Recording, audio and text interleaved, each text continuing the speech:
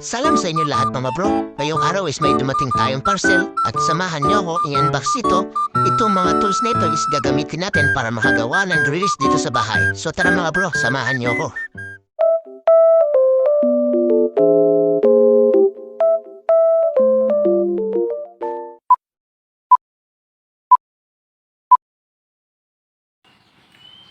Yon, salam sa inyo lahat mga bro. Ngayong araw is may dumating na parcel na dineliver. Isa to sa mga gamit na gagawin natin or gagamitin natin dun sa paggawa ng grills dito sa bahay.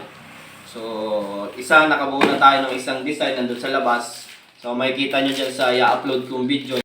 Susubungin ng patagmakan, siguro lang na tayong dalawa'y pinadhana. Kakayanin ng lahat, mapatunayan lang pagmamahal ko lagi sa iyo ay tapat, malayo man natin. Meron ka. Sabi na kasi ko Hindi pa ako nakakapag-upload ng video kasi nga medyo busy pa. Saka nakakapagod din kasi mag-edit. So ngayong araw is samahan nyo akong mag-unbox nitong mga tools na dumating.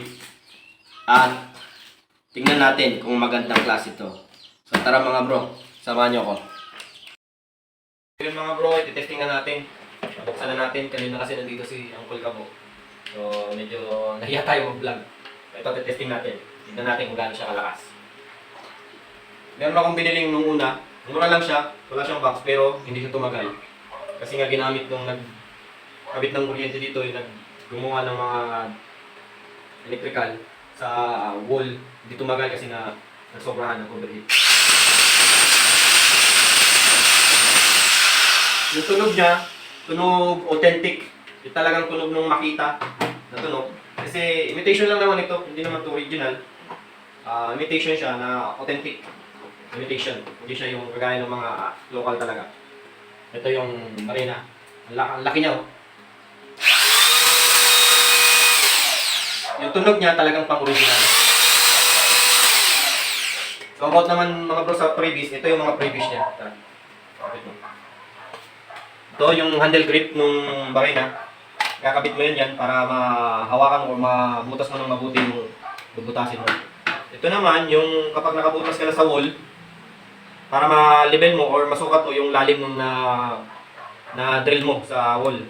Tapos, ito naman, handle din, bar handle, grips para dito sa grinder. Kung halimbawa, naghahasa kayo, yung kagaya ng pag-welding, yung nagpo-fully finish, naghahasa.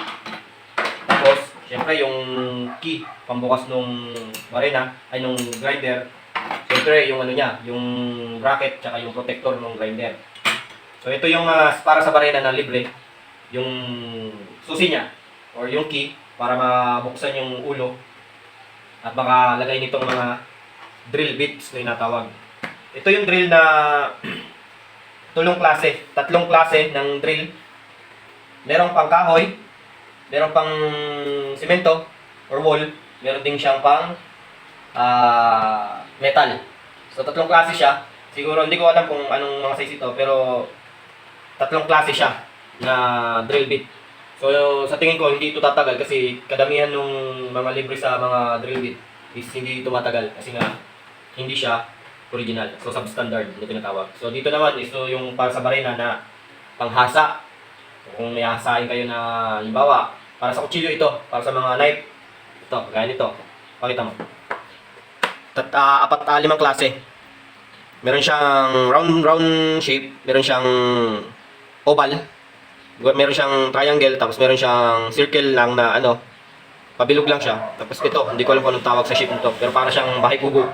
Tapos ito yung libre ng grinder. Sa angle grinder, meron silang libre, kaso lang, may damage. Pero sa mga hindi nakakaalam mga bro, kapag may ganitong tama yung grinder, pwede pa po yung gamitin. Kasi yung grinder po is, purpose niya talaga kaya may ganyan. Para pag nauubos siya, hindi siya pa rin, hindi siya mauupod ng mabilis. Kaya pwede pa po yung gamitin. So hindi po yan pwedeng itapon. So ito naman hindi ito libre. So binili ko ito, nasa around 20 ang isa. So bali 4 ang binili ko. Makita brand dito, Makita brand na panghasa or pang polish, panghasa para sa mga tubo at kung ano-ano pang welding. So 4 na klase kasi nga wala na akong panghasa kaya umorder ako. So syempre hindi mawawala yung manual nila. Manual na hindi na natin kailangan basahin kasi nga mapapagod lang tayo magbasa. So hanggang dito na lang yung mga video mga bro. So abangan nyo yung i-upload ko na video o yung vlog ko about dun sa paggawa ng grills. So hanggang dito na lang mga bro. Maraming salamat. Ingat! Pakipollow po ang aking Facebook page, aking Facebook account, aking business page, at syempre ang aking YouTube channel. So maraming salamat mga bro. Ingat!